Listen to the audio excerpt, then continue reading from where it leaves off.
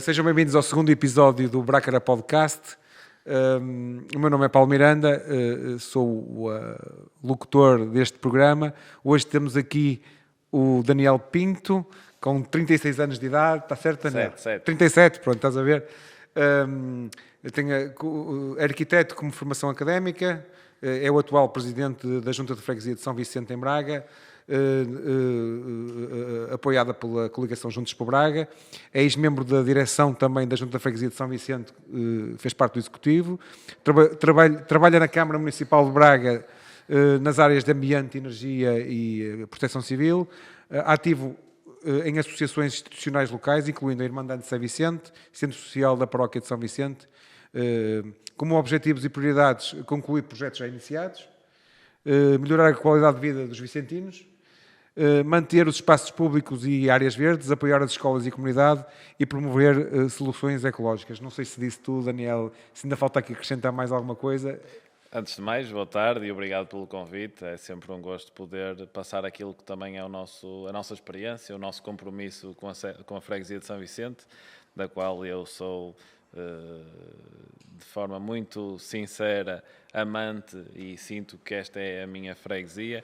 E a verdade é que eu podia resumir tudo naquilo que foi dito por ti, Paulo, permite-me que te possa tratar assim, claro que sim. Que é melhorar a qualidade de vida das pessoas que vivem em São Vicente. E obviamente que quando referimos a isto, sentimos que temos uma responsabilidade que é transversal em todas as áreas. Naquilo que está relacionado com o território, com o espaço público, do ponto de vista social, demográfico, com as questões ambientais, que muito, como também acabo por referir, que muito eu prezo, porque no meu dia-a-dia acabo por também ter um trabalho dedicado à causa ambiental, à mudança também de comportamentos do cidadão, e a verdade é que é tudo isto, fazer com que os vicentinos, com que a nossa população sinta que tem uma boa qualidade de vida, que vive num território agradável, com condições, com espaço público, com lazer, que pode crescer, que pode ver crescer os seus filhos, as suas famílias, onde tem emprego, onde tem soluções também para aquilo que são os seus desafios e os seus hobbies, e portanto é este um compromisso muito generalizado, que obviamente terei a oportunidade de alguma forma ir identificando coisas muito em concreto. Quando dizias que já tinha experiência na Junta de Freguesia de São Vicente, se me permitires, eu Claro que sim. faço uma pequena retrospectiva de como é que é o meu percurso na política e como é que é o meu percurso até ser Presidente da Junta de Freguesia de São Vicente.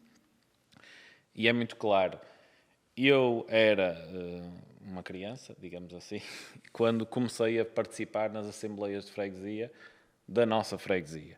Não tinha nenhuma militância ativa, participava porque gostava de conhecer aquilo que era a nossa realidade política também, e aquilo que se fazia, aquilo que eram as decisões de uma junta de freguesia, e comecei a participar com uma pessoa amiga que fazia parte da lista, era membro da Assembleia de Freguesia, na altura, ainda oposição, quando, salvo erro, o candidato Afonso Henrique tinha perdido pela primeira vez. E comecei a participar neste processo todo, comecei a conhecer também como é que funcionava a Assembleia de Freguesia, como é que funcionava a Junta de Freguesia, quais eram as competências da Junta de Freguesia, e eu deveria ter sensivelmente 19 anos, 18, 19 anos.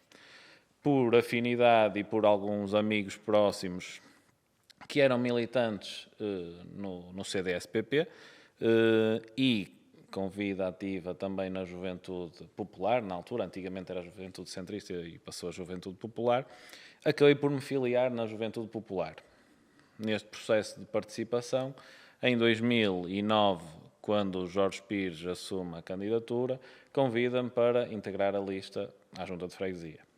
E eu disse-lhe que sim, como é óbvio, eu já participava naquilo que era a vida da freguesia do ponto de vista das assembleias de freguesia e daquilo que eram as notícias, o que é que a Junta de Freguesia também fazia, e aceitei o convite e fiquei em penúltimo da lista.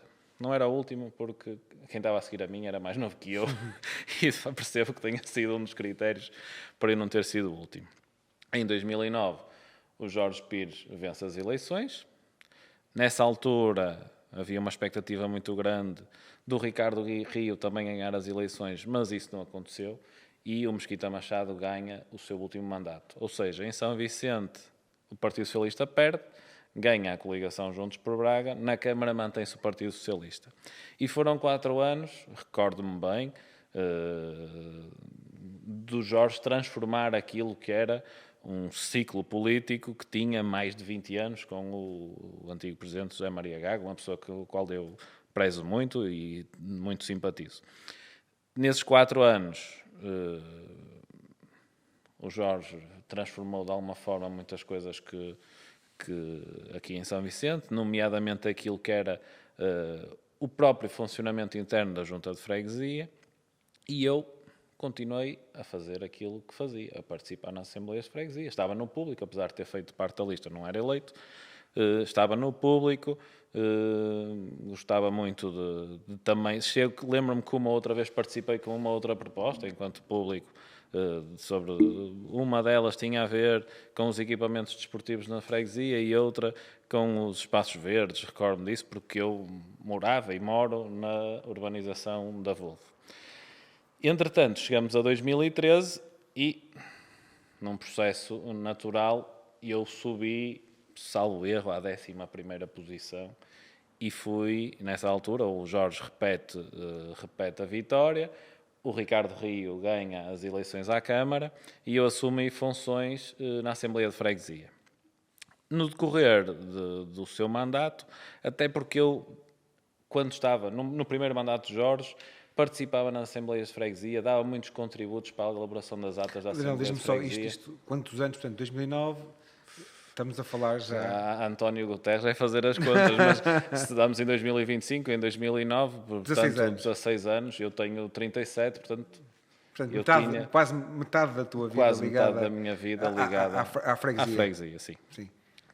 Em 2013, quando eu entro na Assembleia de Freguesia, a constituição do Executivo, depois houve ali uma pessoa que acaba por sair do Executivo e sou convidado pelo Jorge para integrar o Executivo no mandato de 2013 até 2017. Ou seja, eu já faço parte do Executivo, eu fiz parte do Executivo em metade do mandato de 2013 a 2017. Em 2017, eu, se não estou em erro, era o número 5 da lista, já numa posição totalmente elegível, quer para a Assembleia, se perdêssemos, e para o Executivo, se ganhássemos, e assumo em pleno aquilo que tinha sido a minha função em metade do mandato anterior, por substituição, com os pelouros do ambiente, proteção civil, espaços verdes, gestão do território, ou seja, eram responsabilidades que não dependiam diretamente da Junta de Freguesia, mas nas quais incidia, se calhar, 70% ou 80% das reclamações dos vicentinos. Neste período, em 2014, eu entro para o município, 2014, e de facto esta proximidade também permitiu conhecer muito bem o território. E eu desempenhei e desempenho funções de assessoria da variação do ambiente desde então e, portanto, conheço e conheci nessa altura quase todas as freguesias, ou todas as freguesias do concelho muito bem, sobretudo São Vicente, porque obviamente eu depois também tinha as responsabilidades aqui da nossa freguesia e claro que eu tratava com especial carinho. Neste último mandato, é um processo natural. Se o Paulo me perguntar se eu sempre quis ser Presidente de Junta, não era uma das coisas que eu tinha no meu horizonte. E hoje eu sou Presidente da Junta, fruto da minha dedicação ao longo destes anos todos e de muito trabalho e, sobretudo, de uma coisa que eu acho que hoje merece ser falada. Há um descrédito acentuado daquilo que é o desempenho dos políticos por todas as questões inimagináveis. É um trabalho difícil, político. É um trabalho difícil, mas há um descrédito da população. Partem sempre do princípio que nós estamos a fazer as coisas mal. Sabes que todos os lugares de relevo e lugares de decisão são suscetíveis a há discórdia de uns e não se pode agradar a gregos nem a troianos, não é? Certo, certo. Portanto, mas todos os lugares de decisão são lugares suscetíveis de posições de contra. Não é nada que um político não possa aguentar, não é? Sim, exatamente. Obviamente nós estamos preparados para isso. Sinto que hoje estou mais preparado, cada ano que passa mais preparado para perceber que efetivamente nós podemos gerar descontentamento, contentamento de uns, mas isto, eu queria só explicar o que é que eu senti. Eu sentia quando tinha a minha função como vogal que as pessoas tinham votado em mim, tinham acreditado que eu podia dar o meu contributo, e era essa a força que eu tinha todos os dias em trabalhar, ir ouvir as pessoas, aquilo que tinham para me dizer, ouvir os contributos, que muitas das vezes há soluções que se encontram com os contributos das pessoas no local, porque elas é que vivem os problemas todos os dias. E sentia esta responsabilidade. As pessoas elegeram-me, eu estou aqui, vou desempenhar o meu trabalho, e este trabalho que eu fui dando à freguesia colocou-me na posição de poder ser candidato à junta e também de ter um conhecimento de causa muito grande daquilo que é o nosso território, de conhecer as pessoas, conhecer os problemas, uns difíceis de resolver, outros nem tanto, conhecer também aquilo que é a identidade da freguesia, o que é que as pessoas sentem, o seu sentimento, porque não há freguesias iguais, todas as freguesias têm dinâmicas diferentes, movimentos associativos diferentes. É difícil ser presidente de junta de uma freguesia como São Vicente? Eu não direi difícil, é desafiante. Ser presidente de junta... Quais são os principais desafios que tens como presidente de junta? Pronto, um especial desafio é, nós estamos na primeira linha do contacto com o cidadão.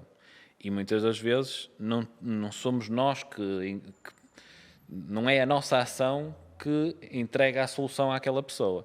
E aí é um desafio, porque, por exemplo, quando falamos do nó de enfias, quando falamos das ervas da Avenida António Macedo, quando falamos da reparação dos pavimentos, da falta de iluminação, falamos de problemas que existem na freguesia, que nós ouvimos as pessoas reclamar ou reivindicar por eles, mas que não dependem de uma resposta objetiva do Executivo da Junta de Freguesia. Ou seja, nós assumimos um papel de entidade fiscalizadora, de colher as comunicações, entidade fiscalizadora, e depois reivindicar junto destes organismos para que as coisas se concretizem. E é um desafio, porque muitas das vezes é um sentimento agridoce de não conseguirmos resolver. Por isso é que eu tenho falado muito que em determinadas matérias nós temos que assumir mais responsabilidades e receber o respectivo envelope financeiro. Porquê?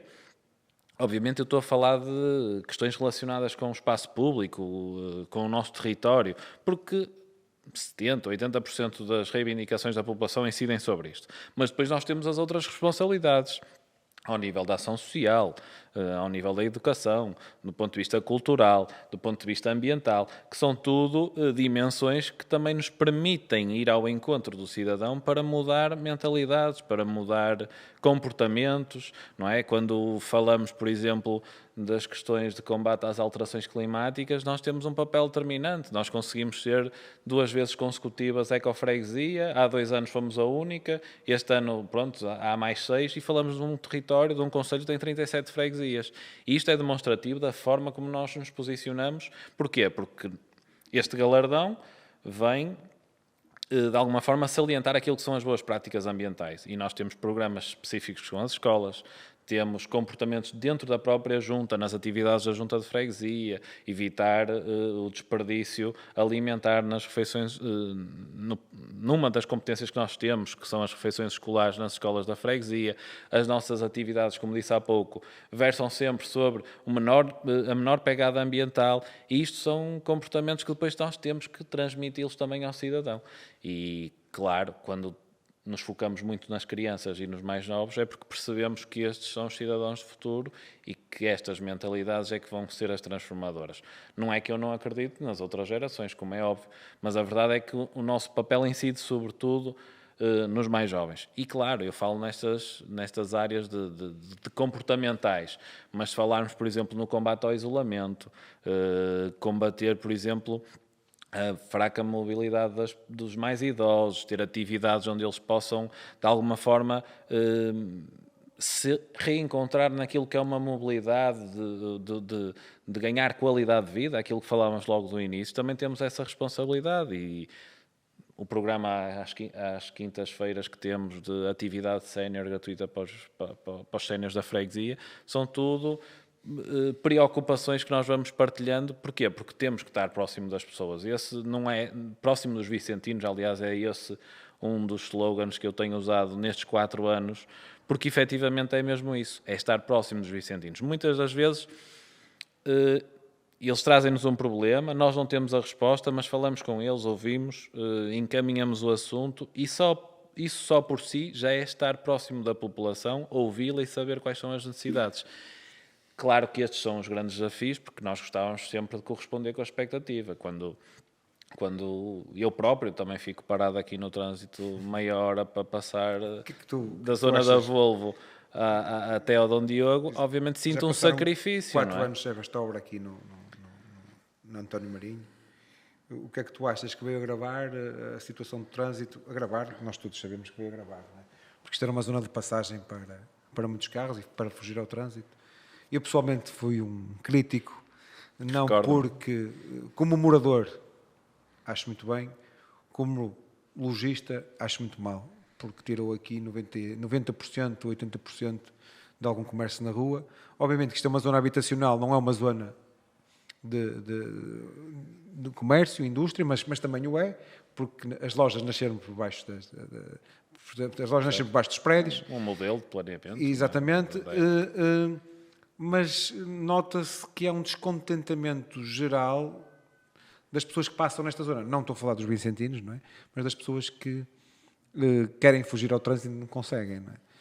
Achas que é uma situação que se pode resolver no futuro? Obviamente já vai sair, não é? O nó de Enfias vai ser adjudicado, penso que esta semana ou para a próxima semana. Foi hoje. Ou foi hoje, exatamente. A Câmara estava às 5h30 na Infraestrutura de Portugal. Achas que vai ser uma solução de relevo aqui para a nossa zona? Achas que vai, pelo menos tirar algum fluxo de trânsito e fazer com que as pessoas cheguem mais cedo a casa? Eu vou ser, como sou sempre, transparente, sincero e muito objetivo. E vou dividir esta questão em 2 partes. Primeiro, vou falar como Daniel, cidadão bracarense, e depois vou falar como Daniel, o Presidente da Junta, e que tem que... olhar para as coisas objetivamente diferente, não é? Tem que olhar para os problemas da cidade e da freguesia como o grande representante de todos os vicentinos. O Daniel, bracarense, e que olha para o território, até por toda a experiência que eu disse há pouco, de forma também alargada, percebe que o nó de Enfias e a zona urbana da cidade de Braga recebe viaturas que não devia receber. Se nós imaginarmos quem sai do nó da autoestrada e tem que ir para Vila Verde, Amás, Terras de Douro, Ponte de Lima, Ponte de Lima tem uma saída da autoestrada, tem que passar no nó de Enfias para ir para estes concelhos, percebemos que há aqui qualquer coisa que não está muito certa, não é? Porque da forma que a cidade cresceu, obviamente tem que crescer uma via de cintura externa à cidade. Não faz sentido que os parques industriais como a da UF, Pitancinhos, recebam transportes de mercadoria pesados e eles tenham que passar aqui no nó de Enfias. Nós estamos a pôr estas viaturas todas no centro da cidade para depois as diluir para o resto do território. E eu referi Amares, Terras de Douro, Vila Verde, mas depois podemos pensar a mesma coisa para Vieira do Minho, Póvoa de Lanhoso, para aquela zona.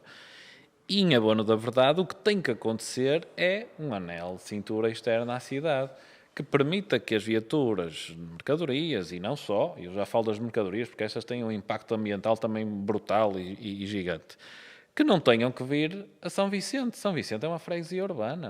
O nó de Enfias está no centro da cidade. Nós estamos aqui a 500 metros do Sá de Miranda, de Dom Diogo, e a mais outros 500 ou 600 da Avenida Central. Isto não faz sentido. Agora, falando como Presidente da Junta de São Vicente, vou puxar atrás. E, obviamente, eu percebo que este investimento tem que acontecer. A cidade tem que criar esta via externa, porque ela é estritamente necessária, até para o desenvolvimento daquilo e o crescimento da cidade. Mas, claro, também não podemos viver no centralismo de Lisboa e Porto e dos grandes Pois é. investimentos ficarem em Lisboa, no Porto, nas áreas metropolitanas. Não é? E pelo que sei, o último grande investimento estatal, portanto do Governo Central, teve a ver com a ponte que foi feita para o hospital em 2009. Isto é surreal, não é? Estamos a falar quase há tantos anos como eu entrei na Exatamente. política, não é? Portanto, E de 16 facto, anos sem investimento estatal. e de facto isto não faz sentido. O país não pode viver só dos grandes centros urbanos e das áreas metropolitanas. Braga é uma cidade que cresceu em contraciclo comparativamente com todos os concelhos do país. E isto deve fazer refletir quem nos governa do ponto de vista da administração central, não é? E claro, voltando àquilo que dizia, nesta minha lógica de cidade de bracarense, percebo que esse era talvez um dos maiores desafios também da mobilidade. Mas como Presidente da Junta de São Vicente, que representa os vicentinos, eu represento os mais prejudicados. Porque quem quer ir para casa, para o Pachancho, para aqui para a urbanização das Fontainhas, para qualquer urbanização da freguesia, sofre porque tem que atravessar o maior cancro da cidade bracarense. E a verdade é que eu estou aqui para representar os vicentinos e para resolver os problemas deles. E a intervenção no nó de Enfias tinha que acontecer. Como sabes, estou ligado à mobilidade bracarense e uma das coisas que as pessoas não se apercebem é que muitas vezes muita gente não usa os autocarros, portanto, é uma coisa que se tem falado bastante nos debates políticos de hoje em dia, e um dos problemas é o nó de Enfias, é porque perde-se tanto tempo na chegada ao centro que as pessoas desistem do transporte para terem outro tipo de transporte, para serem mais rápidos.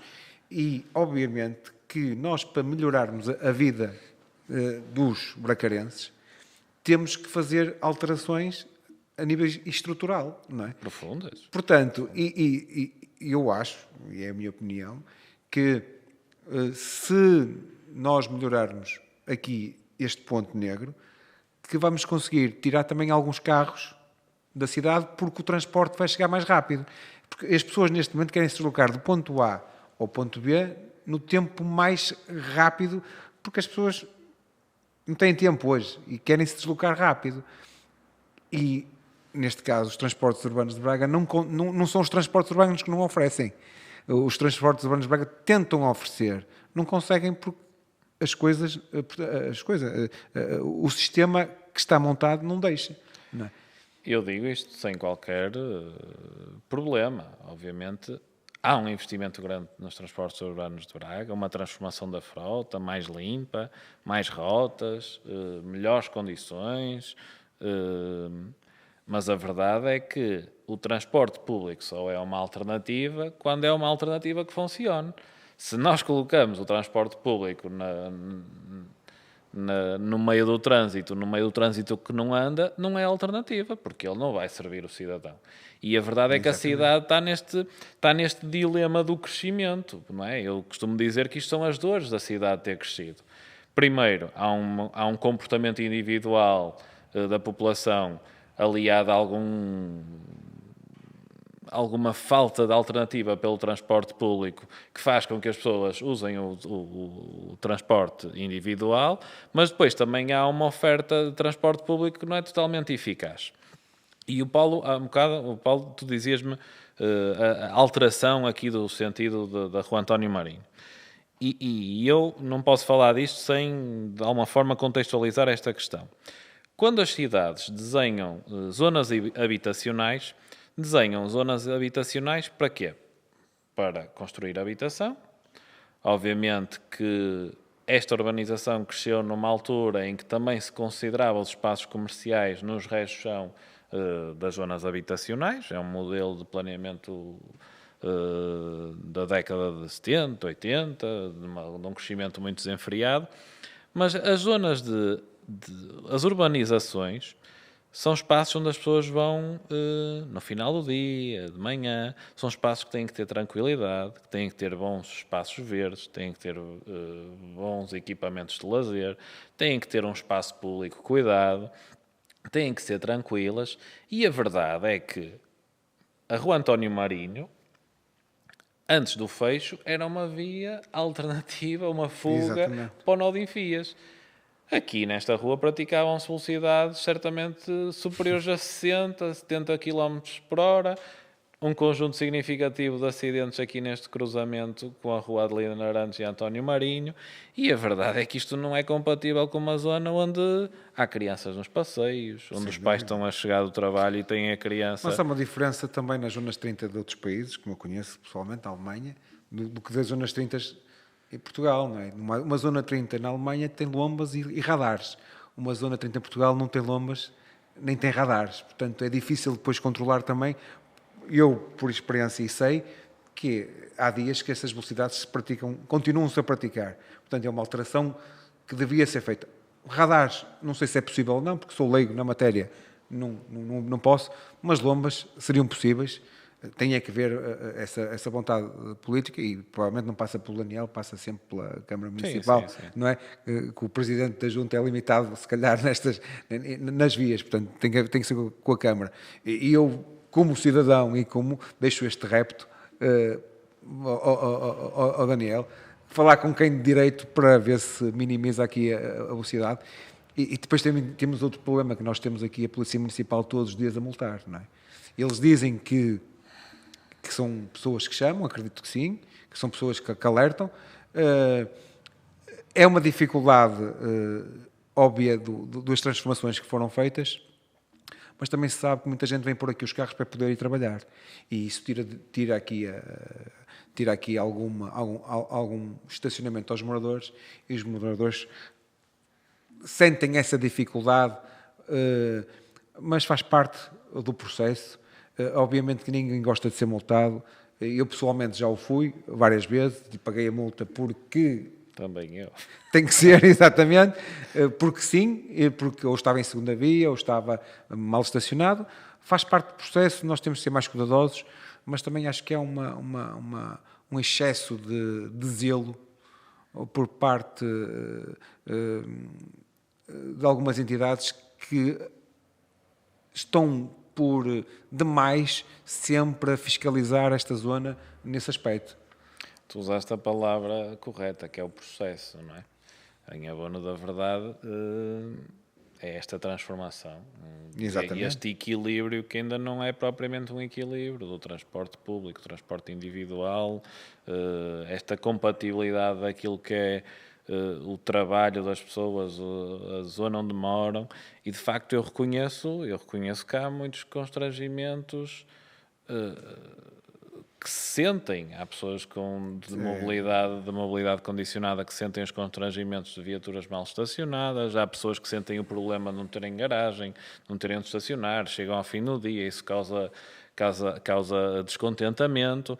Mas também é verdade que há uma outra população que muitas vezes são os próprios a chamar a polícia e eu que estou sempre muito atento a isto e questiono a própria Polícia Municipal, há muitas pessoas que fazem isso. Veem alguém que está em cumprimento e são as primeiras a chamar. E obviamente aí a polícia atua. Porque, de outra forma, eu acho que o papel da polícia tem sido... de sensibilizar. Agora, claro, quando são chamados para alguma situação de uma viatura em cima de um passeio ou obstruir uma garagem ou assim, são situações, como disseste há pouco, já foste multado, eu também. E tive que pagar a multa porque sabia que estava a transgredir. Arrisquei mais um bocadinho, ok, se correu bem, correu, se não correr, vou sempre pagar. Mais aquele minuto, minuto, não é? Mais um minuto e portanto, é uma responsabilidade individual de cada um, claro. Agora, acho sim que é este o processo. Porque vamos ser também objetivos e estamos aqui numa loja onde está cheia de viaturas de duas rodas.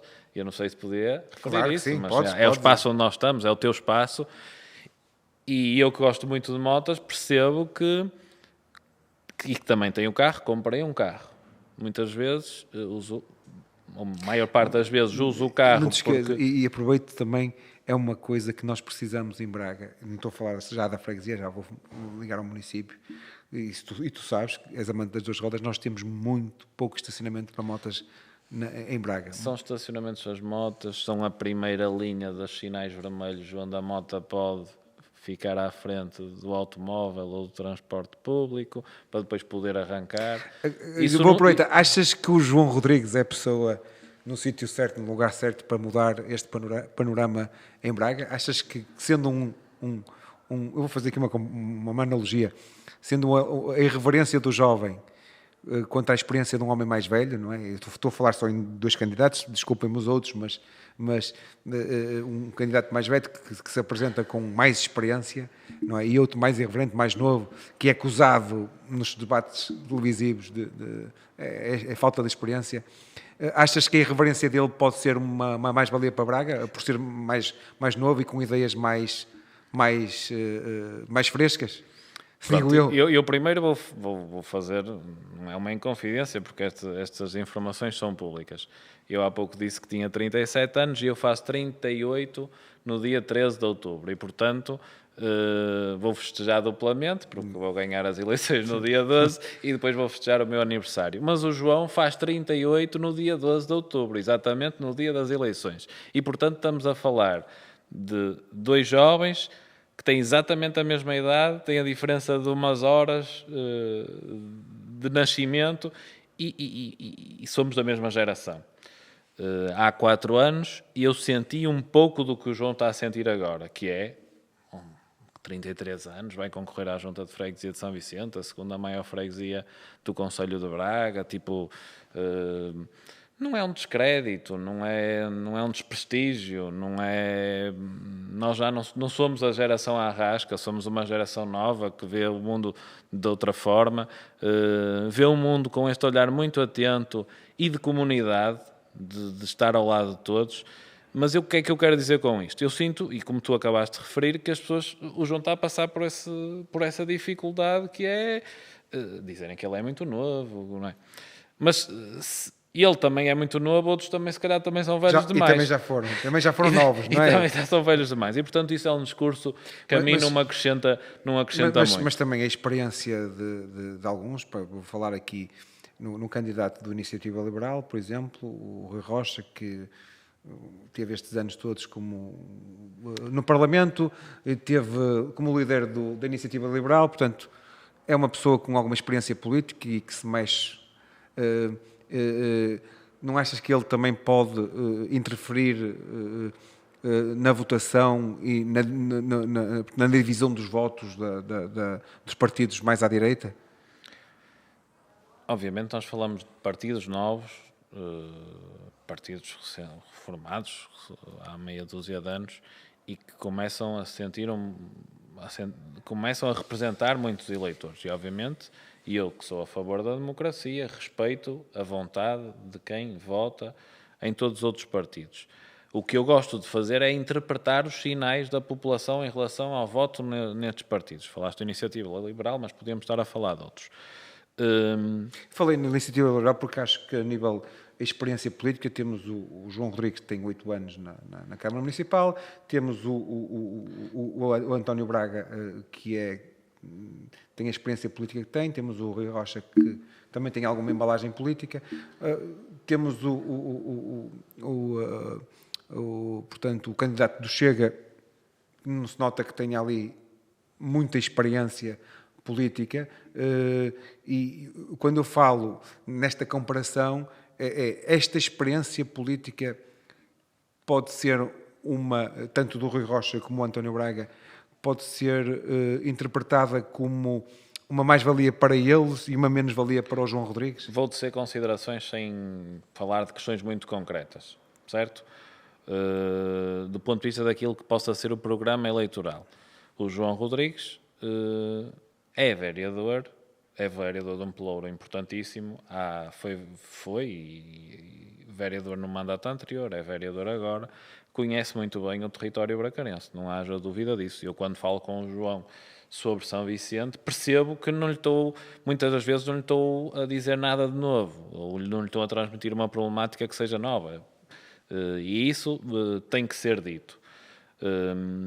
Quando falamos da Iniciativa Liberal, é um partido representado, que viu o líder que saiu da sua liderança, que não conseguiu entrar neste governo nem ser ministro e que regressa a Braga com o ícone de eu sou bracarense e quero fazer muito pela cidade. Quando, por exemplo, também já tem posturas antagónicas. No Porto acha que o transporte público deve ser gratuito, em Braga já acha que não deve ser, e portanto... Eu sou contra. Isso... E conheço a realidade por dentro. Certo. Eu sou contra porque muita gente fala, e desculpa ter interrompido nisto, porque abordaste o tema e eu sou obrigado a não deixar fugir esse tema. Certo. Os transportes urbanos de Braga, em meu entender, precisam de muito investimento ainda, não é? Não é só o BRT, é a bilhética, é o software que a bilhética usa, é uma série de questões que precisam, tem que crescer, e eu, apesar de conhecer a realidade, eu sou contra por causa disso, porque acho que se está a tirar investimento àquilo que a tu pode melhorar. Mas eu não conheço, eu conheço a parte da exploração, eu não conheço a parte da gestão, portanto não sou aquela pessoa correta para dizer se podem fazer ou se não podem fazer. Correto? E a minha opinião é, no local, na hora, e ver o panorama, acho que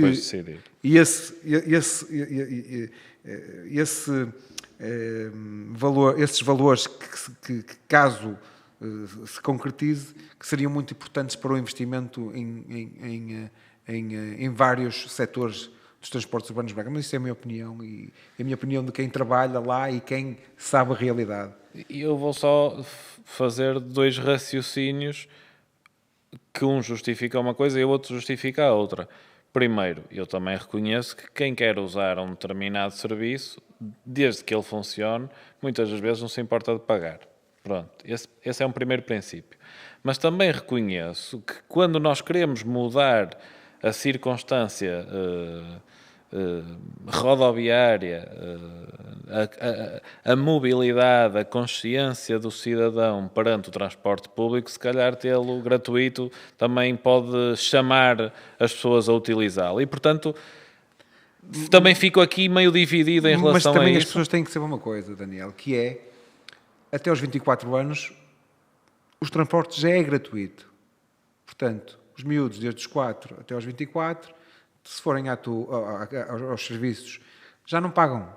Portanto, é o município que assume. Mas se calhar o grande problema da mobilidade não está nessas gerações, pronto, nem nos mais idosos, nem nos mais idosos. Os mais idosos está na também nossa não pagam. Geração, não é? Também não pagam. Pois é isso que eu estou a dizer. Portanto, nós já temos aqui aquilo que o João Rodrigues, quando diz que o transporte gratuito para os cidadãos, isso já acontece. Não é? Acontece, é gratuito para todos. Exatamente. Isso já acontece, mas numas faixas etárias. Agora, que são maioritariamente quem usa os transportes. Exatamente, que são maioritariamente quem usa os transportes. Porque será? Será que tem a ver com a gratuitidade?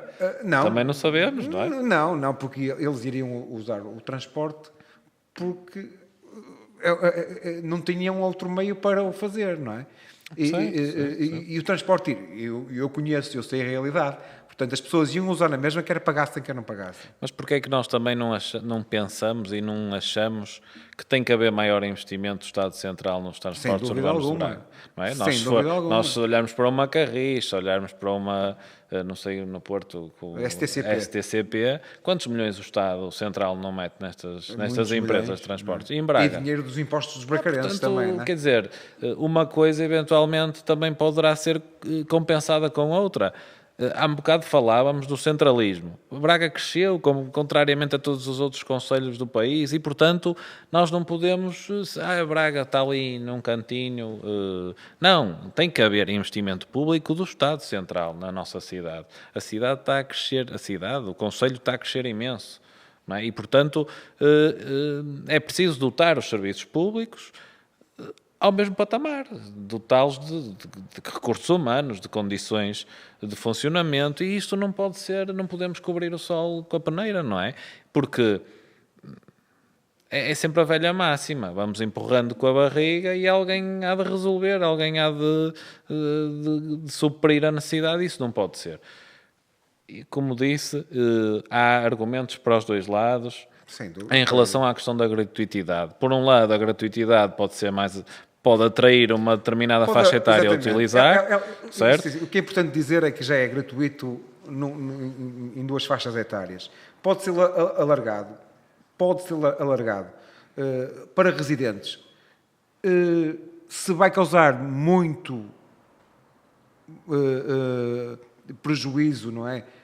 A nível Tem que ser do município, tem que ser avaliado. Não podemos voltar a ter a TUV a dar prejuízo, não é? Porque ela deixou de ter prejuízo com a governação do Ricardo Rio.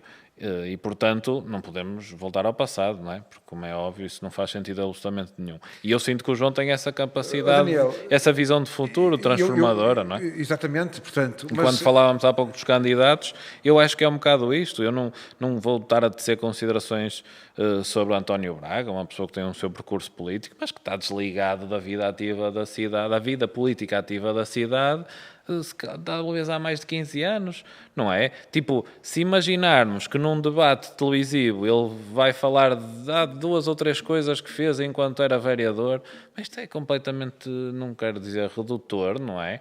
Mas eu ainda não ouvi mais casas, 500 casas. Há questões aqui no programa eleitoral que parece um fato pintado novo com medidas que já não são desta geração.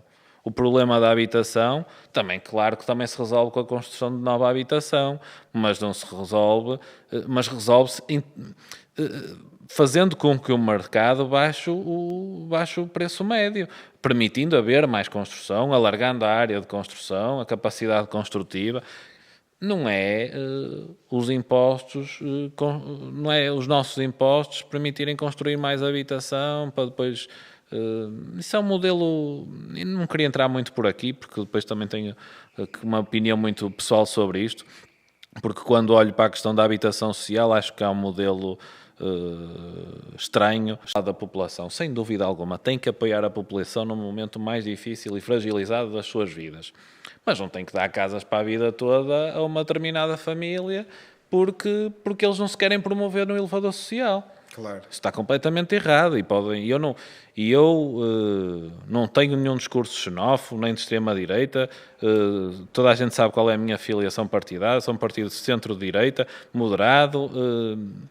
E o que eu quero dizer com isto é, esse modelo não existe. O modelo tem que ser apoiar as famílias, permitir que elas consigam restabelecer do ponto de vista económico e financeiro, até do ponto de vista daquilo que é a realidade familiar, mas num determinado prazo, e ao fim desse prazo começam a pagar renda. Se não pagarem nos 2 ou 3 anos seguintes, eu estou a teorizar, mas esse valor aumenta até que a determinada altura, obrigado, mas agora vocês têm que ir para outro sítio. Porquê? Porque senão o país vai construir habitação social sem fim, porque vamos todos chegar ao ponto em que nunca ninguém cresceu, nunca ninguém evoluiu do ponto de vista social. Isso acho que não faz muito sentido. Obviamente que é uma problemática que afeta a todos, não é? Hoje em dia, porquê? Não são as pessoas que mais precisam que estão a sofrer na pele este problema. É a classe média. A classe média é de uma família... Ok, nós tivemos aqui um problema técnico, mas já foi recuperado e estávamos a falar no elevador social, não era? Sim, eu estava a dizer que eu não tenho nenhum discurso xenófobo, toda a gente sabe a minha filiação partidária, não me revejo num discurso extremista, mas a verdade é que o papel do Estado é apoiar as famílias, apoiar o cidadão nos seus momentos de dificuldade. O Estado Social é isto. Mas tem que existir regras, tem que haver uma devolução da pessoa que beneficia destas ajudas a toda a outra comunidade. Nós não podemos exigir de uns, só de alguns, aquilo que também tem que ser para outros. E isso eu acho que, e em relação à questão da habitação social, temos muito que pensar sobre esta matéria, porque acho que o modelo não é propriamente a construção e a colocação, a construção da habitação social, mas se calhar a construção a custos controlados, porque o grande problema hoje em dia não está nas famílias mais fragilizadas, porque essas de uma forma ou de outra vão tendo retaguarda e o Estado está lá para as ajudar. O problema está na classe média.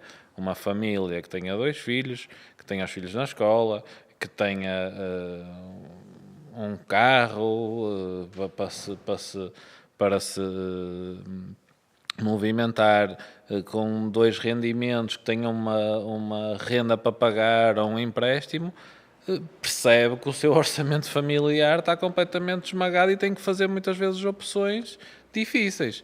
E acho que isto é que tem que ser revertido. E é revertido permitindo que haja mais construção, que o preço médio do mercado acabe por diminuir e que se consiga de alguma forma combater aquilo que é uma procura maior que oferta. Isto é muito simples. E nós estávamos a falar de algumas medidas propostas pelos candidatos à Câmara e falamos daquilo que era a minha perspectiva em relação ao João Rodrigues. E claro que eu olho para o João Rodrigues como uma pessoa que conhece o território, teve 8 anos no município, conhece muito bem também o funcionamento do município, lidou com o plano diretor municipal, um documento que é exaustivo do ponto de vista daquilo que é conhecer o território, as dificuldades, as expectativas do cidadão, das freguesias, que permite transformar a cidade. E por todos estes motivos e até pela sua jovialidade, eu acho que é a pessoa mais indicada, mais bem preparada para continuar a transformar Braga.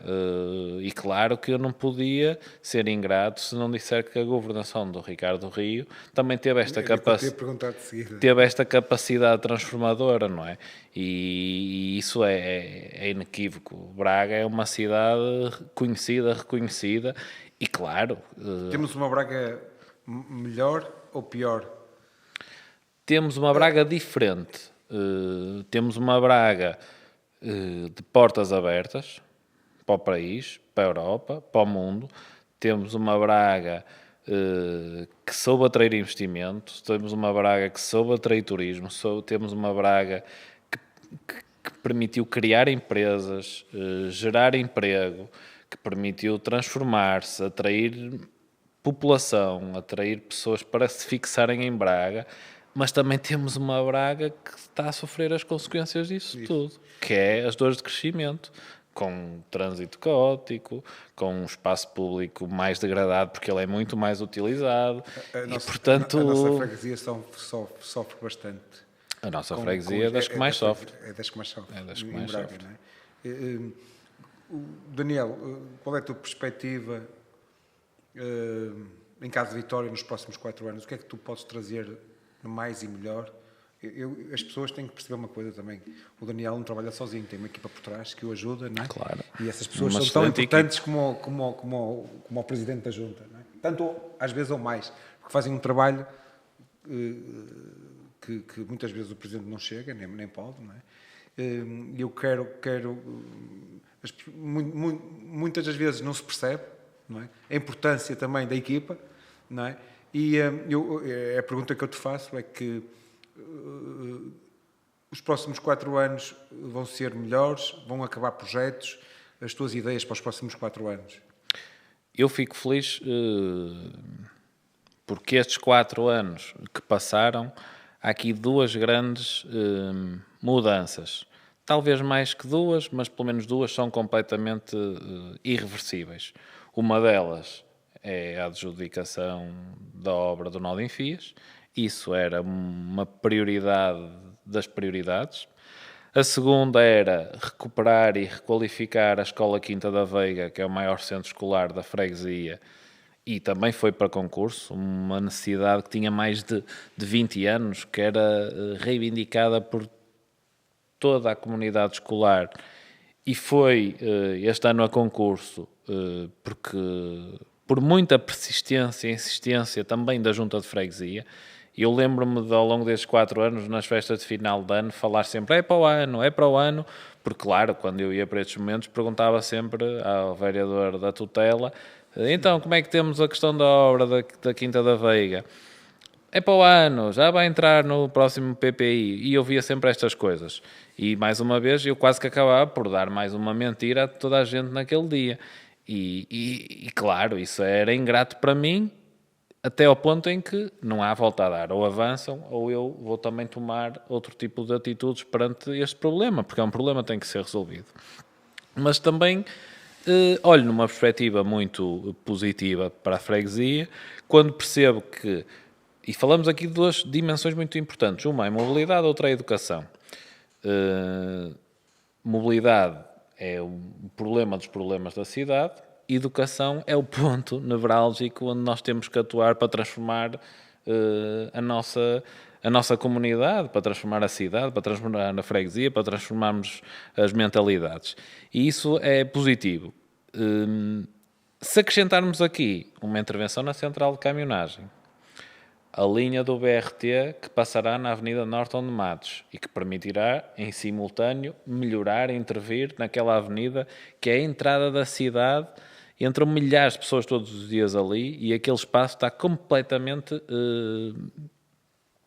eu não vou dizer destruído, mas desqualificado. Fizemos uma intervenção muito minimalista, retiramos aquele betão dos pavimentos, pintamos umas passadeiras, ajardinamos ali um pequeno espaço, uma intervenção muito simples que trouxe logo outra dignidade àquele espaço. Se pensarmos que estas centralidades, aliadas, por exemplo, à intervenção do mercado municipal, ao Largo do Carmo, estas questões todas de dotar o espaço público de melhor qualidade, permitirá que nós possamos efetivamente corresponder com a expectativa dos vicentinos e dar-lhes melhor qualidade de vida. Como é óbvio, toda a gente gosta de ver uma cidade muito arranjadinha, não é? E eu acho que isso é aquilo que gradualmente nós estamos a fazer. Nestes últimos 4 anos tivemos uma atividade pioneira, pelo menos no Concelho de Braga, e eu acho que se calhar até no país todo. E entroncando naquilo que disseste, sobre a equipa que era a presidência de proximidade. Nós percorremos as urbanizações todas da freguesia. Colocámos papéis nas entradas dos prédios a dizer às pessoas: nós vamos estar aí no dia X, no Café Y, na Praça Z, venha ter connosco, venha nos trazer os seus problemas. Nós fomos ao encontro da população, nós queremos ouvir o que os vicentinos têm para nos dizer. É importante nós percebermos isso, porque só assim é que nós conseguimos também ter esta capacidade transformadora. Fizemos isso durante 2 anos. Sim, eu acho que é muito importante ouvir a base. Aproximarmos-nos das pessoas. Há muitas boas ideias na base. Sim. E se quem está... Muitas vezes há as soluções na base. Exatamente. Há muitas ideias em todo lado, mas muitas das vezes é aí que nós encontramos as soluções. E soluções com coisas simples, com pequenas intervenções.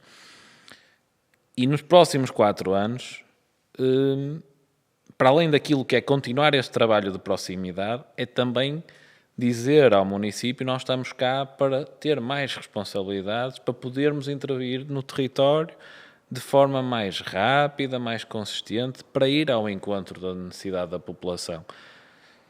Moralmente eu tenho a responsabilidade, eu e a minha equipa, de resolver os problemas de alguém que não tem, por exemplo, uma rampa para subir para determinada zona, que não tem, por exemplo, um idoso que não tem um corrimão num lanço de escadas. Nós colocamos corrimões, estamos a falar de uma coisa muito simples, nós colocamos corrimões em quase todas as escadarias da freguesia. Para quê? População envelhecida, com dificuldades de mobilidade, poderem pelo menos ter ali algum suporte. Acho que há 1 ou 2 sítios que ainda não têm. Mas isto para quê? E por acaso vi isso hoje, vi um sítio hoje, na Rua do Regimento de Infantaria, ali uma pequena escadaria, passava lá e lembrava assim: falta ali um corrimão. Pensámos, ok, a malta ali do Pachancha é a malta mais nova, mas eles vão chegar, há de haver pessoas mais idosas que há de necessitar deste apoio. E é este olhar atento que eu, e como te disse há pouco, e como tu referiste, e a minha equipa, temos do nosso território. E esta vontade de querer corresponder com a expectativa do cidadão.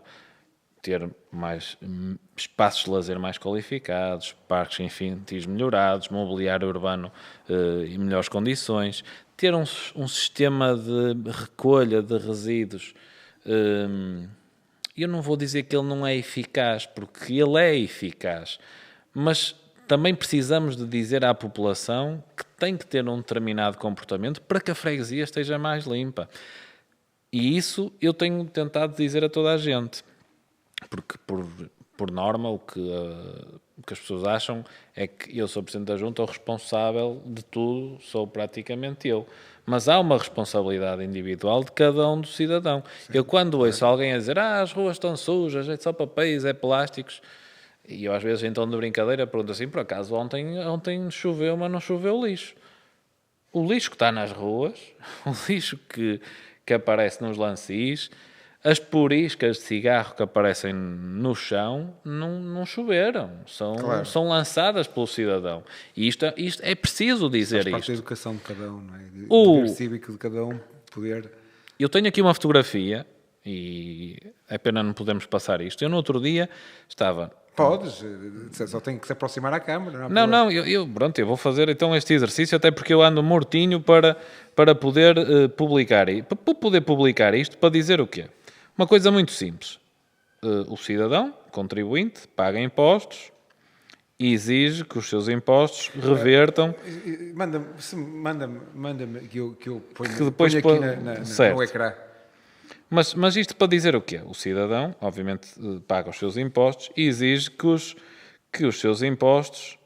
Pronto, isto é uma fotografia, não sei se conseguem focar, mas eu depois envio-te. Eu posso passá-la aqui. Se me enviares para mim, eu ponho aqui. Já te vou enviar, mas eu vou continuar a falar enquanto vamos falando sobre isso. Isto é uma fotografia de um espaço verde aqui na freguesia, na urbanização da Bolbo. E eu, quando me reparei com isto, eu fiquei perplexo com o que estava a ver. Eu estava junto ao prédio, debaixo vamos imaginar, o prédio tem 6 pisos, pelo menos 10, 12 janelas. E percebi que este lixo era lançado de uma das janelas deste prédio. Certo? E eu pensava para mim, como é que isto é possível neste sítio haver alguém que vem fumar, que vem beber o seu iogurte e pura e simplesmente atira o lixo para o espaço verde? Eu acho que eu creio que é uma lei que multa as poriscas, acho que há Sim, há uma lei. Não é? E porque é que, diz-me, eu por desconhecimento também vou fazer esta pergunta, se calhar também não precisava responder, a Polícia Municipal tem poder para o fazer, para multar as pessoas? Sim, claro que a Polícia Municipal tem esse poder, mas eu vejo na Alemanha há fiscais, pessoas que estão à civil, que são fiscais e veem isso, veem que as pessoas... Eu mandei-te outra, esta aqui é para ver bem só aquilo que falava das poriscas, mas... Claro que a Polícia Municipal tem essa competência e pode autuar a população. Mas nós nem devíamos chegar a isso, entendes? O problema é da sociedade. Nós não devíamos chegar ao cúmulo de ter que punir uma pessoa por causa de uma porisca. Porque isso é um contrassenso. Tens dado os exemplos da Alemanha e, em abono da verdade, essas coisas lá o crime não compensa, não é? Há uma célebre frase que é: o crime compensa. Lá o crime não compensa, não é? E as pessoas nem o fazem porque, se porventura forem apanhadas no momento de incumprir uma regra, as punições são gigantes. Eu tenho não é? família e já passei com eles em Colónia, e as próprias pessoas, quando veem alguém a deitar alguma coisa para o chão, são elas próprias que reincriminam as outras e dizem: não, olha, tens que apanhar isto, que não pode ser. Isto já está incutido naturalmente no cidadão. Portanto, eles já sabem que não podem fazer. Obviamente que lá está, faz parte do processo, é um processo que tem que ser acompanhado. Nós, como pais, temos que educar os nossos filhos nesse sentido para a próxima geração, porque isto demora uma geração. Mais que uma, talvez. Exatamente, mais do que uma. Para quando eles tiverem a nossa idade, as coisas funcionarem dessa forma, não é? Isto é geracional e educacional. Por isso é que há pouco eu te dizia que a nossa grande responsabilidade muitas vezes é também, junto dos mais novos, fazer esta transformação. Sobre o que tu estás a falar da Alemanha, de Colónia, e eu só para contextualizar aqui um pouco, eu vivo, desde que me conheço, vivo em São Vicente há muitos mais anos do que vivi noutros sítios. Mas meus pais foram imigrantes, imigraram para a Suíça e eu nasci na Suíça. Eu estive na Suíça até aos meus 4, 5 anos. Eu comecei aqui o meu percurso escolar, a primeira classe eu fiz lá aqui, e daí até aos dias de hoje vivi cá. E, portanto, eu conheço bem a Suíça, inclusive a minha mãe continua lá, tem lá a casa, vou lá com alguma regularidade. Isto para dizer o quê? Estas coisas não acontecem num país como a Suíça, e não significa que eles sejam melhores que nós. Porque quando tu dizes que lá é o próprio cidadão a fiscalizar o outro, é mesmo isso. Nós aqui, isto é estranho estar a dizer uma coisa dessas, mas nós estamos a falar num registro muito informal e de olhos nos olhos. Nós aqui, se temos duas casas, 2 cidadãos, um tem um bom carro, tem uma empresa, faz ali umas gincanas em relação aos impostos, o vizinho do lado vai olhar para ele e vai pensar uma coisa: como é que eu faço para conseguir o mesmo que ele? Num país, por exemplo, como a Suíça, isso não é assim. O vizinho do lado vai pegar no telefone e vai denunciar Que alguma coisa, coisa que não está correta. E, portanto, isto também é um fator determinante, não é? Porque fala-se muito de corromper, de ser corrompido, destas questões todas, mas isso não começa lá em cima, isso começa de baixo até lá acima, porque toda a gente tem essa sensação de o que é que eu posso fazer para resolver o meu problema. E muitas das vezes, se for corromper, vai fazê-lo. Portanto, não é os outros que também se predispõem a ser corrompidos. Também há muita gente que quer corromper. Claro. E estamos a entrar aqui num tema que até é slogan de muitos outros partidos, mas toda a gente é contra isto, não é? De forma muito, muito objetiva. E o problema, eu acho que é aqui. Nós temos todas as condições, Portugal, o país para ser um país excepcional. Temos clima, temos gastronomia, temos o calor humano, temos as pessoas, mas depois há uma coisa que é um sentimento, está enraizado em nós, na sociedade, não é? Que é muitas vezes este descomprometimento com a nossa responsabilidade Não individual. achas que é por isso que o Chega também tem crescido muito a nível eleitoral? E Braga é uma das cidades onde o Chega mais cresceu. Será que as pessoas... o que é que tu achas? Que é um voto de descontentamento? Não é um voto ao partido, mas é um sinal de descontentamento das pessoas? E lá está, obviamente eu vou falar, como sempre, de forma sincera.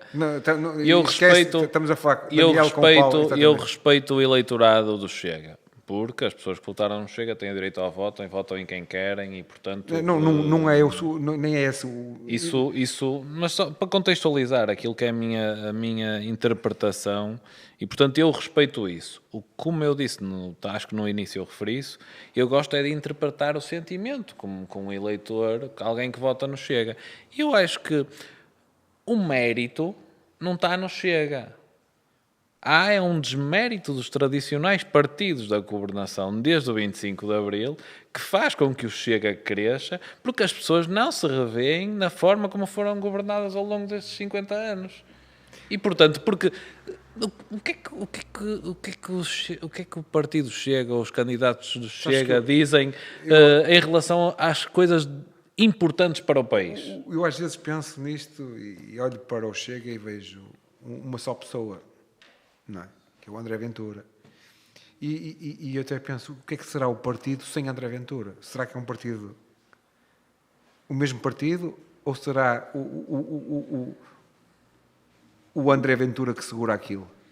Nós formos esmiuçar o partido Chega, não é? Vamos encontrar coisas que não vamos achar simpáticas, não é? Sei lá, os candidatos dançam de um lado para o outro, pessoas sem ligação ao território. Também não acho que isso seja um critério para ter para ser presidente de nada, não é? Também reconheço isso. Às vezes o que interessa é ter competência. Mas também reconheces que a base do Chega é uma base do PSD? Eu reconheço é que muito daquilo que suporta o partido Chega são pessoas que também estão descontentes com os próprios partidos. do PSD, do CDS, não é? Como disse há pouco, por exemplo, o CDS sempre foi um partido que conseguia congregar um conjunto muito alargado de tendências, mais liberais, mais de extrema, muito conservadores, e a verdade é que há um definhamento do CDS com as sucessivas lideranças que foi tendo. E hoje um partido que foi fundador da democracia, que tem quadros muito bons, que tem pessoas eleitas em muitos concelhos, em muitas freguesias, começa a não ter eleitorado. E começa a não ter eleitorado porque se calhar não sabe ou não tem forma de comunicar com as novas gerações, precisa de se reinventar. E isto é o problema da democracia, que é aquilo que eu dizia há pouco.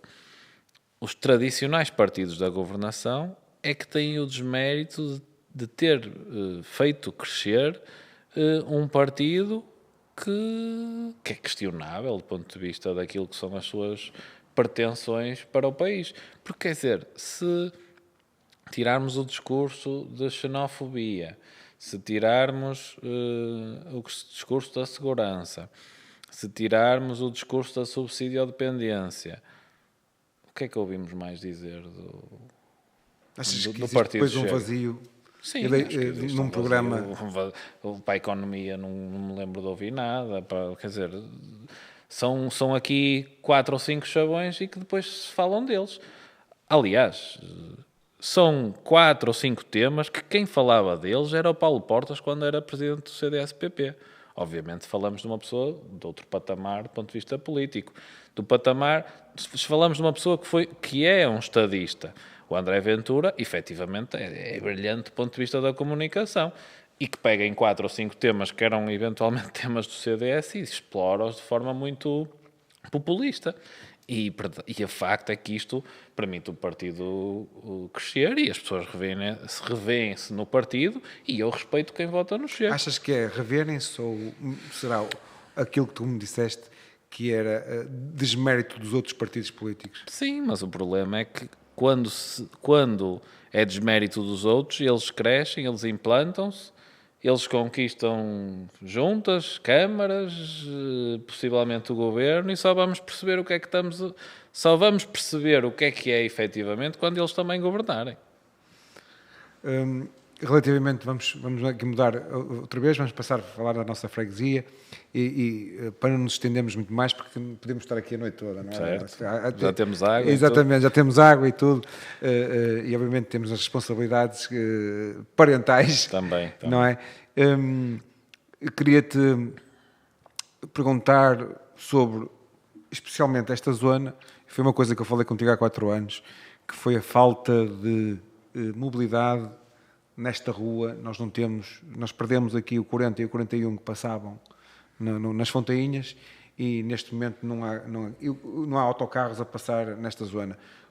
As paragens que há, a denominada Cabanas, temos na Gabriel Pereira Castro, e estas pessoas mais idosas, e tu falaste no princípio da conversa, abordaste precisamente o tema da mobilidade das pessoas mais idosas, têm que caminhar uns metros bons para se dirigirem às paragens de autocarro. A tua experiência nestes últimos 4 anos com o Executivo e com os transportes urbanos não permitiu ou qual foi a solução que te deram, que não há solução para aqui? Pronto, para contextualizar, e como bem sabes, já houve uma linha, um circuito urbano aqui na urbanização, que dava a volta ali à praça. Entretanto, por pouca adesão das pessoas, essa linha deixou de existir.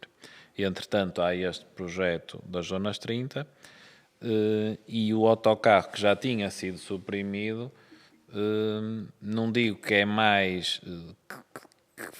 que esta intervenção cria mais constrangimentos ao autocarro, mas de alguma forma não é qualquer transporte público que entra aqui. Nestes últimos 4 anos, e porque percebemos que é preciso ir tirar as pessoas daqui, nós não podemos fazer uma zona 30, dizer às pessoas para não utilizar o carro, para se transformar do ponto de vista da mobilidade e depois não trazer aqui um autocarro para vir pegar nelas. Como é óbvio, isso é basilar. E já tivemos, não me recordo bem se no início deste ano ou no fim do ano passado, já fizemos aqui testes com autocarro. Também tenho aqui uma fotografia, se quiseres mande, porque a TUB veio com autocarro para fazermos um teste a um autocarro médio, nem é o mais pequeno, nem é dos maiores, de ele entrar na rua Adelino Arantes e poder fazer aqui a rua António Marinho e depois voltar a subir para a rua Gabriel Pereira de Castro. Porquê? Porque sentimos que efetivamente é preciso garantir esta alternativa. Agora, estamos neste processo de transformação, de aumento da frota da TUB. A possibilidade que era poder ser um fim de linha que passava na Avenida ou na Avenida da Liberdade, ou certo, já não me lembro, e que podia recolher as pessoas ali ou ser o ponto de distribuição para outras linhas. E estamos neste processo de trazer de novo o autocarro aqui às Fontanhas. Isso faz todo sentido. Vamos continuar a lutar por isso. Sim. Obviamente que nem sempre é no momento que nós queremos, nem sempre é da forma que nós queremos. Temos essa dificuldade ou essa necessidade também na urbanização das Andorinhas. Há este pedido também de que um autocarro faça uma linha, já lá fizemos testes e, portanto, a forma como nós fomos lidando com a TUB foi sempre também num registro de muita proximidade e de encontrar soluções. Soluções essas que nós também percebemos como é que a TUB estava a posicionar e a aquisição de novos autocarros para poder ter novas linhas, mas também percebemos que há esta dificuldade de mais linhas, como, onde, vamos estar parados no trânsito, pronto, se percebo que... Mais linhas, mais motoristas, mais autocarros, mais tudo. E isso tem que trazer mais passageiros também. Tu vais à Avenida Central às 8 da manhã e vês uma linha de 8, 9 autocarros. Isto quer dizer que os autocarros vêm das freguesias periféricas da cidade e vêm ali trazer as pessoas. O que cria caos no trânsito, porque é uma zona... como cidadão de Braga e como vicentino, tens alguma visão para a mobilidade bracarense a 10 anos, os TUB transformarem, além do BRT? Eu sou da opinião que o BRT é uma solução. Ainda há poucos dias fiz uma publicação num fórum bracarense, a dar a minha opinião, que a solução do BRT é uma solução para agora, mas não é uma solução a longo prazo. Nós, como uma cidade europeia e como como terceira maior cidade de Portugal, a cidade não pode ter exclusivamente o transporte público de autocarros. Não pode. Sou da opinião em que isto tem que se transformar em BRT e mais tarde noutro tipo de transporte que as pessoas possam utilizar e deixar os carros em casa. Mais bicicletas, mais motas e menos carros. Acho que deveria ser, na minha opinião, também criar uma linha o mais urgente possível de metro de superfície de Vila Verde para Braga, usando aqui a via rápida. Não é? Porquê? Porque ia tirar milhares de carros, não é? A Vila Verde e a Mares, que são as duas cidades que trazem mais gente para Braga, e eu acho que eu, se fosse político, e eu no final primeiro eu não ia ser se calhar um político para 12 anos, ou se calhar ia ter políticas que não iam ficar bem na opinião das pessoas, mas ia tentar fazer as coisas. Portanto, depois ia ser julgado por isso. Porque há decisões que têm que ser tomadas com consciência e achar que, diziam do Presidente da Câmara que fez a Imaculada Conceição, é tolo, 3 vias, não é? Isto tem que pensar, porque é que vai gastar tanto dinheiro em vias? E hoje não chegam, não é? E eu gostava que Braga e os candidatos de Braga fossem políticos visionários, em que pudessem pensar Braga daqui a 30 e 40 anos e daqui a 30, 40 anos dizerem assim, este gajo fez isto, mas este gajo é tolo, está a fazer isto para quê? E daqui a 40 anos, afinal o gajo não era nada tolo, não é? Achas que temos essa capacidade de visão? Eu, sobre isso, vou dizer o quê? Normalmente os políticos dão aquilo que as pessoas querem, certo? Certo. E às vezes até o dão, se calhar não porque acham que aquilo é o mais correto, mas porque também se querem prolongar no tempo, nos mandatos. Exatamente. Pronto, É e por aí fora. exatamente. E na ferida que eu queria tocar. E eu vou-te dar uma decisão muito simples que eu tive, em que não era propriamente aquilo que as pessoas queriam, mas era a melhor solução e foi a melhor solução. Que é aqui a Rua António Marinho. Certo. Certo? Se eu pensasse que o melhor para os moradores de São Vicente, para os vicentinos, era ter a rua aberta, a rua tinha ficado aberta. Isso foi uma decisão, na altura, muito ponderada, mas sabia que ia ser difícil. Mas a verdade é que para quem mora na Eu já urbanização, te disse a minha opinião. Eu sou e tu és morador aqui, Eu sou a favor e sou contra. Isto é um contrassenso. Não, como morador, como já te disse no princípio, como morador sou totalmente a favor. Como comerciante, não posso ser. pronto. Mas não, lá está, não se pode agradar. E Não estas dá decisões, para- decisões, entendes? É aí que eu queria tocar e precisamente há decisões que têm que ser tomadas, mesmo com pessoas que não estão e têm que ter a coragem de ter essa decisão. E a pergunta que eu te faço é esta pessoa, é este Presidente de Junta que vamos ter nos Sim, próximos claro, 4 anos? Claro que sim, sempre. Essa é a minha maneira de ver a freguesia. E eu, muitas das vezes, sinto que tomamos decisões que não podem não ser as de mais agrado. Mas o que é preciso também é dizer à população o porquê. Porque muitas vezes o que não acontece é explicar, é chamar as pessoas, falar olhos nos olhos e dizer porque é que nós vamos fazer isso. Quando falas, por exemplo, do grande desafio de mobilidade para a cidade a longo prazo, eu se calhar acho que Braga precisa de pedonalizar mais a sua zona urbana e criar interfaces de comunicação na periferia da cidade e depois trazer as pessoas para o centro da cidade para trabalhar. Claro, quem me tiver a ouvir dizer este tipo é tolo e está aqui a dizer baboseiras. Vou-te dar outra rua em São Vicente que lá em casa também vão dizer que eu estou tolo, mas Rua Nova do Bico, não sei se as pessoas sabem onde é, mas um edifício muito conhecido na cidade, que já albergou uma oficina, a Auto Oliveira. Toda a gente conhece a entrada para a Auto Oliveira desde a Avenida António Macedo, certo?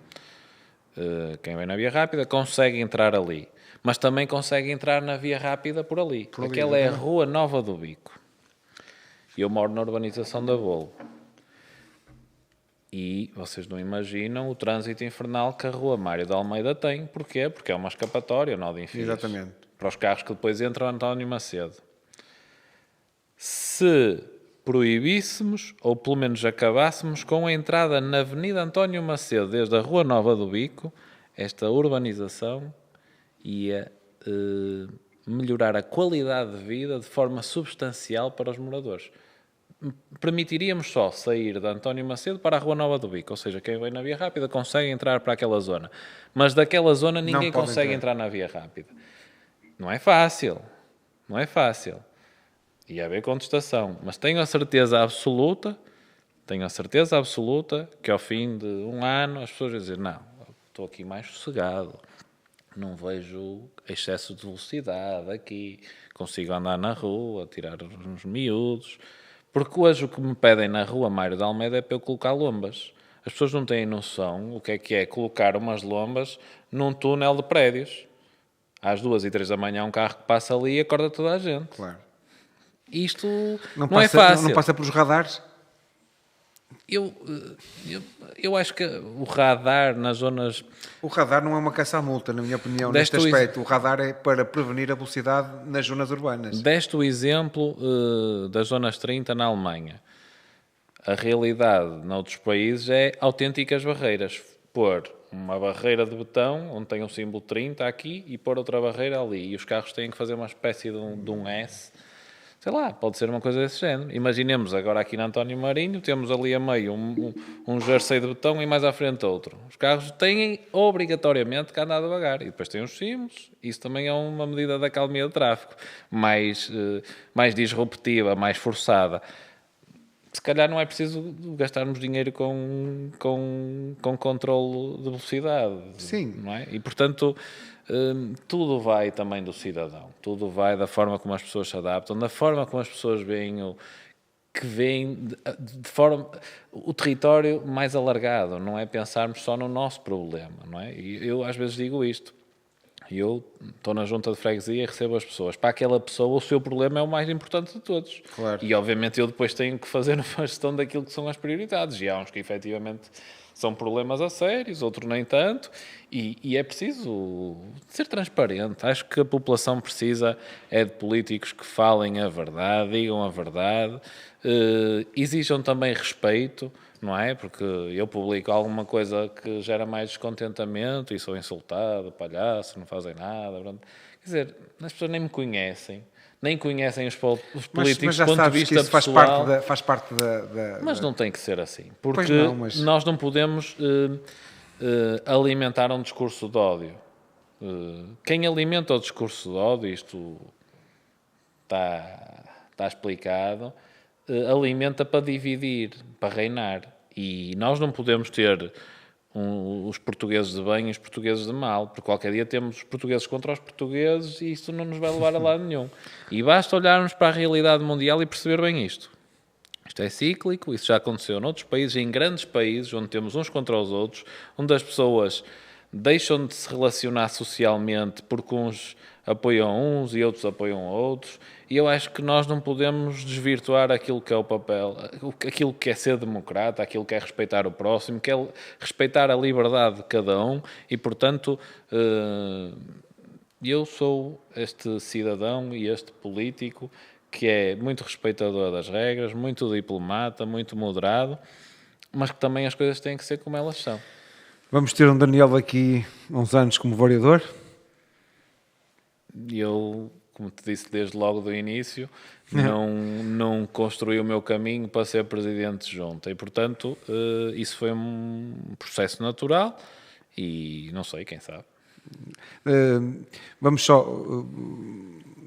the last but not the least, eu acho que é um assunto importante que devemos abordar aqui, que é a comunidade brasileira em Braga, que, como tu sabes, aumentou bastante. Tens ideia de quantas pessoas temos na freguesia? Se houve assim, um aumento substancial na nossa freguesia? É assim, em termos numéricos, eu não sei dizer esse número. A verdade é que há um crescimento muito grande na freguesia de comunidade estrangeira. Obviamente a brasileira é a mais representativa, mas temos pessoas dos países da América do Sul, imensos, Colômbia, Venezuela, Peru. Isso são a parte, sentes que há necessidades sociais neste tipo de imigração? Se há muitos problemas que precisam de acompanhamento a nível social? Quando eu acho... O pelouro que eu tenho na junta de freguesia não é ação social. E aí reconheço o que o município fez, porque faz todo sentido. Ter o pelouro da ação social acho que é muito redutor. Nós temos que ter o pelouro da coesão social, porque a coesão social é muito mais do que a ação social pura e dura. A ação social é apoiar as pessoas com bens alimentares, do ponto de vista financeiro, com prestações sociais. E a coesão social vai mais além, não é? Nós, quando recebemos pessoas de fora, temos que ter a capacidade de dignificar a vinda delas aqui, criar condições para que eles também estejam cá condignamente. E quando digo isto, pode parecer, olha, mais um a querer abrir as portas e não sei o quê. Não é nada disso. É quem vem e que vem por bem e que vem para se estabelecer, para trabalhar, também tem que vir e ter condições. E nós temos que ter essa capacidade. Outra coisa é falar de vir sem regras e vir sem cumprir critérios. Isso eu reconheço que, efetivamente, nós temos que ser muito mais disciplinados e perceber até onde é que os nossos serviços públicos e de que forma têm capacidade para acolher um conjunto significativo ou um volume muito grande de pessoas que chegam. Mas onde nós devemos atuar, e quando tu me falas da questão social, é, ok, quem já cá está, o que é que vamos fazer?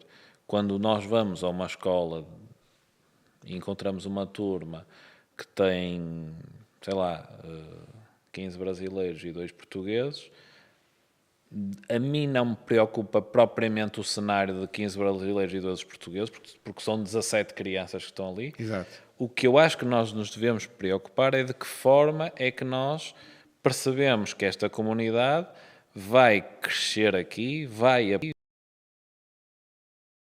forma é que os pais se integram também com aquilo que é a nossa realidade e ser muito transparente e sincero. Achas que estas comunidades que tens acompanhado e que tens visto se têm integrado rapidamente e bem? Não me preocupa necessariamente a imigração da América Latina, porque são muito semelhantes a nós. Preocupa-me, até porque muitos deles que obtêm a cidadania, não nasceram em Portugal, mas até se sentem como portugueses, alguns deles. Preocupa-me sim alguma imigração que vem dos países do Médio Oriente e por aí fora, porque esses, por mais que muitos deles possam ter cidadania, culturalmente eles nunca vão ser portugueses. Claro. Porque vão E ter notas ligações. que há um aumento dessa imigração? Sim, bastante. E qual é que achas que é, Paquistão. que é o motivo de eles virem para cá? Achas que é aquele motivo só para obterem cidadania e irem para outros pontos da Europa? Também. Ou achas que é para se fixarem e para... Muitos vêm, há uma porta de entrada, efetivamente. Houve aqui isto temos que dizer as coisas como elas são, houve aqui um facilitismo muito grande no anterior governo socialista naquilo que eram as regras para que se entrasse em Portugal. Há um discurso, e recordo bem, do Pedro Passos Coelho a falar sobre isto quando se altera a lei de imigração e a dizer que Portugal sempre teve muito cuidado na forma como permitia que os estrangeiros viessem e ficassem. Há essa transformação e hoje nós estamos, lá está, a questão de hoje estamos a pagar as consequências disso. Percebo sim que pode ser uma porta de entrada para outros países da Europa, mas muitos deles também vêm para trabalhar, vêm para se fixar e não sei que impacto é que isto pode ter no país. Sendo certo, quem vem por bem, que venha, mas não podemos também perder a nossa identidade. E eu não quero ser muito extremista nisto que estou a dizer, porque nem é a minha postura, mas acho que temos Coerência no discurso, temos que ser coerentes com as medidas e integrá-los e fazer com que eles percebam que estão num país diferente, com uma cultura completamente diferente. E isto dirigido mais para estes países. E que certamente não é uma receita que não se aplica aos países da América Diz-me só uma Latina. coisa, eu acho que isto nem querendo ser mal interpretado, e é quando nós falamos quando nós falamos em religião, temos de ser muito cuidadosos porque são temas sensíveis, sendo Braga uma cidade bimilenária com fortes raízes cristãs, não é? Vês um dia poder crescer aqui uma mesquita na freguesia, ou achas que os bracarenses seriam receptivos a este tipo de abertura, que seriam abertos a este tipo de crescimento a nível cultural? Aliás, lembro-me daqui há uns tempos, o pavilhão no Flávio Salete, houve um encontro. O pavilhão foi alugado para fazer lá e foi houve algum alarido social. Como bracarense e como ligado às instituições, o que é que tu vês nisso? Achas que é possível? Achas que os bracarenses têm essa abertura? Achas que não vai ser possível? É sensível a pergunta, mas é muito pertinente, porque se por um lado eu acho que nós não podemos desvirtuar aquilo que é o nosso... Achas que é perca de identidade? que eu acho que... Não acho que seja perca de identidade, porque a mim não me assusta lidar com as outras culturas. A mim o que me pode eventualmente assustar é a forma como as outras culturas se implantam do ponto de vista religioso e depois que consequências é que isto tem. É sensível o tema. Portanto, portanto és de Roma, ser romano, és de Braga, ser bracarense, em português. Sem dúvida, sem dúvida. Daniel, para terminar, eu vou-te fazer um pedido, que é olhar ali na câmara e para aquela câmara ali e fazer um apelo aos vicentinos e falando com os vicentinos olhos nos olhos e dizeres o que é que podem esperar do Daniel nos próximos 4 anos. Muito bem, os vicentinos podem esperar do Daniel compromisso, transparência, sinceridade, muito empenho. Podem esperar isso do Daniel, podem esperar isso de toda a minha equipa. Podem esperar que nós estamos cá para ser sempre solução dos problemas, de forma muito objetiva, e claro que muitas das vezes não conseguimos concretizar tudo aquilo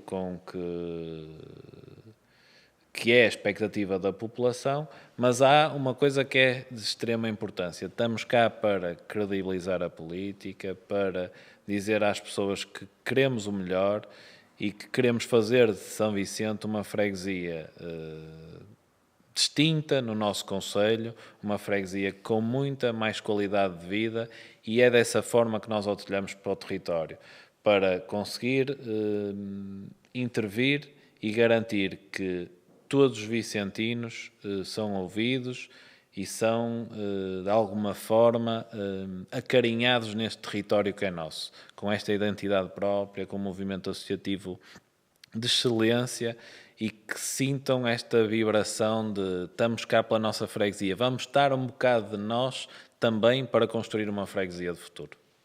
Daniel, muito obrigado pela tua participação. Eu é que agradeço. Foi difícil, és um homem muito ocupado, mas arranjaste um tempinho para vir cá e falar abertamente sobre estes assuntos todos.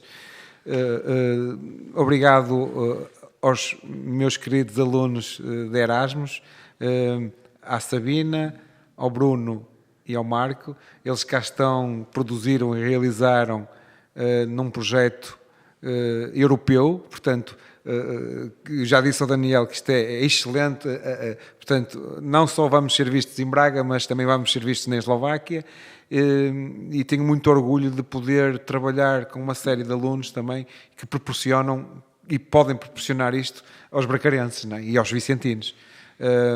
Fiquem atentos ao próximo episódio, iremos ter mais candidatos e até lá. Obrigado.